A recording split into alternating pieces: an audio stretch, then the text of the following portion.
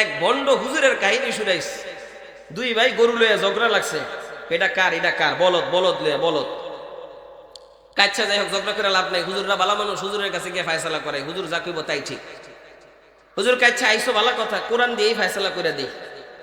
কোরআনের আয়াত বাইর করছে, সূরা ওয়াত-তিন বাইর করে পড়তেছে। আল্লাহ বলতেছে ওয়াত-তিন,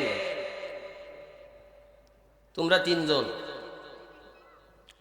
তিনজনকে, দুই ভাই আর গরু, সব মিলায় কয়জন? আল্লাহ কি কয়? অতু ওয়াজাইতো না, এক ভাইয়ের দিকে হাত দিয়ে ইশারা কইরা, ওয়াজাইতো না, গরু তোর কাছে যাইতো না। আরেক ভাইয়ের দিকে ইশারা কইরা কইছে অত রে সে নে না, গরু তোরে কি করে না, চিনেই না।